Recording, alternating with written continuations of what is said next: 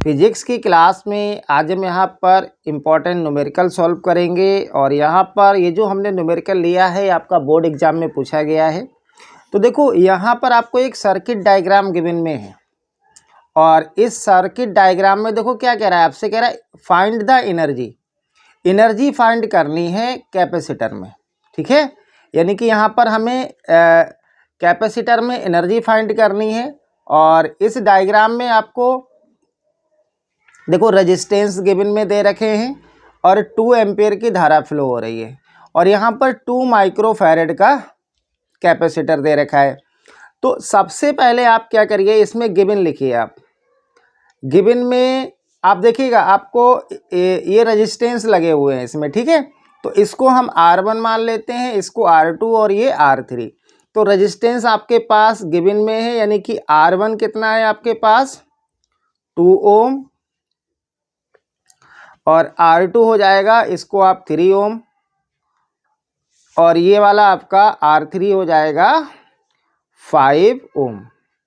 ठीक है, और यहाँ पर आपको कैपेसिटर दे रखा है, C दिया है। ठीक है, और ये C कितना है, ये आपका 2 माइक्रोफैरेड है और ये आपको माइक्रोफैरेड में गिवन में दे रखा है, तो आपको इसको फैरेड में चेंज करना पड़ेगा।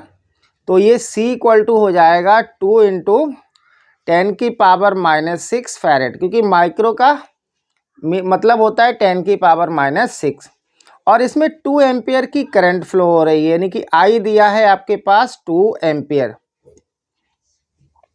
कैलकुलेट क्या करना है, एनर्जी निकालनी है, यानी कि कैपेसिटर की एनर्जी निकालनी है आपको।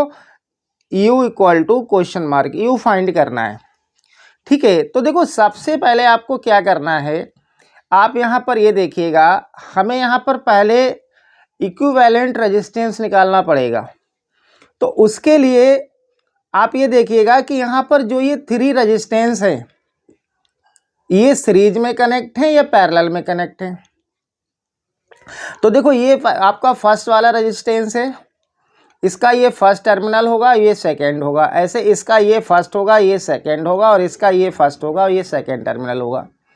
तो यहाँ पर देख सकते हैं आप कि पहला जो आपका रेजिस्टेंस है इसका जो सेकेंड टर्मिनल है सेकेंड रेजिस्टेंस के फर्स्ट से कनेक्ट है, ऐसे ही सेकेंड का सेकेंड थर्ड के फर्स्ट से कनेक्ट है। तो ये जो कॉम्बिनेशन होता है ये सीरीज कॉम्बिनेशन होता है, यानी कि आप कह सकते हो कि 2 ओम 3 ओम और 5 ओम कैसे हैं, सीरीज में कनेक्ट हैं। तो यहाँ से अगर आप टोटल रेजिस्टेंस या इक्विवेलेंट रेजिस्टेंस निकालेंगे तो ये आपका आएगा कैलकुलेट होके R equal to R1 plus R2 और प्लस R3, वैल्यू पुट कर दीजिए। R इक्वल टू R1 कितना है 2, R2 कितना है 3 और R3 है 5, यानी कि यहाँ से आपका टोटल रेजिस्टेंस या इक्विवेलेंट रेजिस्टेंस आ जाएगा 10 ओम।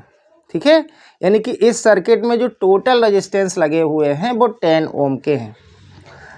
उसके बाद यहाँ से आप टोटल पोटेंशियल डिफरेंस निकालिए। ठीक है, यहाँ लिखना आप टोटल पोटेंशियल डिफरेंस। ठीक है, टोटल पोटेंशियल डिफरेंस निकालिए और ये क्या होगा आपका V इक्वल टू IR और I कितनी है इसमें देखो 2 एम्पियर है, R अभी आपने कैलकुलेट किया है 10 ओम का, तो यहाँ पर पोटेंशियल आ जाएगा आपके पास 20 वोल्ट, यानी कि इस सर्किट में जो पोटेंशियल डिफरेंस है वो कितना है 20 वोल्ट है।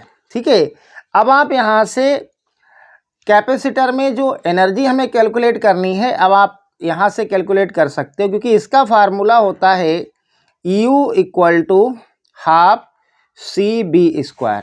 ठीक है, वैल्यू पुट करिए तो 1/2 C कितना है, C है आपका 2 इंटू 10 की पावर -6 और B² B कितना आया अभी आपके पास 20 और स्क्वायर है तो आप इसको 2 टाइम लिख सकते हो या फिर आप 20 का स्क्वायर भी कर सकते हो।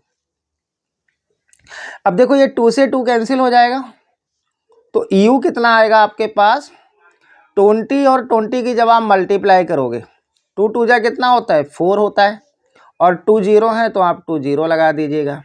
10 की पावर -6 जूल, ये आपका आंसर आ जाएगा। इस क्वेश्चन का आंसर हो जाएगा 400 इंटू 10 की पावर -6 जूल। या हम इसको चेंज करना चाहें तो देखो यहाँ पर 4 के आगे 2 जीरो हैं, तो यहाँ पावर माइनस की है, तो ये पावर 2 पावर माइनस हो जाएगी, यानी कम हो जाएगी। इसको हम 4 इंटू 10 की पावर 2 लिख सकते हैं। तो 10 की पावर 2 प्लस का और 6 माइनस का, तो ये 10 की पावर -4 बचेगा। तो इसको हम लिख सकते हैं 4 इंटू 10 की पावर -4 जूल। ठीक है, तो ये दोनों इस क्वेश्चन के आंसर हो जाएंगे। इसको आप बहुत अच्छे से कर लेना, ये आपका बोर्ड एग्जाम में पूछा गया न्यूमेरिकल है।